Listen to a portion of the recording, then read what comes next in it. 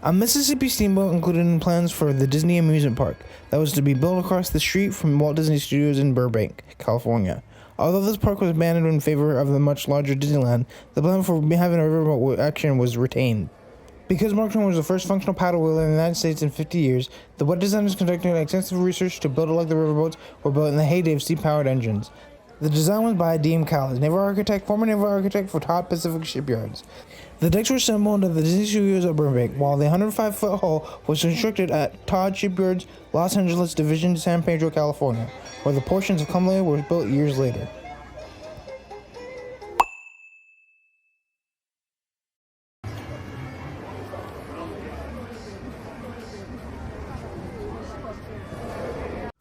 Okay, so the Mark Twain riverboat.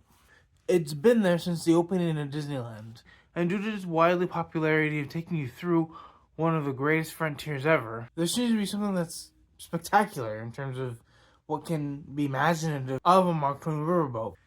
But that is not the only thing that can be said about this Mark Twain riverboat in terms of what it is, in terms of characteristics and modeling. It could be something as swearsome as this. Well, the Mark Twain riverboat seems to carry a story of history that's never been overlooked and never been seen before. The Mark Twain riverboat seems to carry over what it means to be, in the first frontier of America. And that being said, in the living style of where Mark Twain was writing his books. And with the style of that being said, there's something beautiful about being able to see the world through a man's eyes, through a different man's eyes, and walk in a different man's shoes. And because that's seemingly something we can take into consideration when thinking about something like this, when thinking about Mark Twain's riverboat. A popular endeavor in itself, the Mark Twain riverboat entertains thousands and thousands of guests, with an interesting history none other than to be seen by the people of today.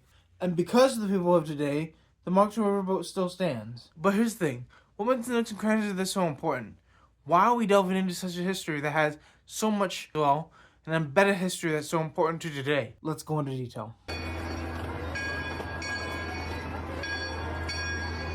So, you've seen the Mark Twain riverboat, right? A boat that's beyond its time, beyond its years. It's been sailing since 1955, for Christ's sakes. And due to this, it seems like it can be sailing for even more to put our minds and hearts together. And yes, everything has a new beginning, middle, and end. But if we were to say goodbye to the ship for the last time, what would you do? How would you spend time on the ship? And why would you want to spend some time on the ship that has an elated quality of, the history that it shows? Even though it's embedded in history, it's not quite high definition. And because of this, there's a place in the heart to everything that comes through with this ride. People love a smooth cruise through the rivers of America. People love that kind of ideal in terms of what America used to be. People love the idea of, cowboys and Native Americans and guns and whistles. But what does it all mean for you and I? What does that all embed into about the history, about what the worldview could possess in terms of it? Well, application, of course. There's a seemingly quiet way of looking at history from the ground up. And the history that this boat shows is one that's a separate history from Disney entirely. Riverboats have been a part of everyday culture for a long time. And while Mark Twain's riverboat seems to be something that was Disney's passion, I mean, he foreclosed his house just to get this whole thing built. But the thing is, when you think about Disney and his ambitions, and what he wanted America to be, and what he wanted people to reflect about in terms of America, it's the same thing with this channel. What's the worldview and how can you reflect it to yourself? What's your story and combine with mine? And how can you reflect it to yourself? See, the thing is, when it comes down to a boat this size, when it comes into a boat this immaculate, when it comes into the boat with so much history, when it comes into the boat's passion and attractionary, there's nothing more to be said than this. What is the boat's meaning of story? And how can we develop it into a worldview? Well, here we go. Think about this. There's a rich history that comes with the boat.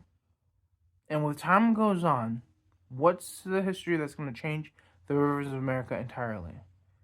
What's going to change in the years coming? Is change coming? See, the thing is, you can't change history, but you can change the future.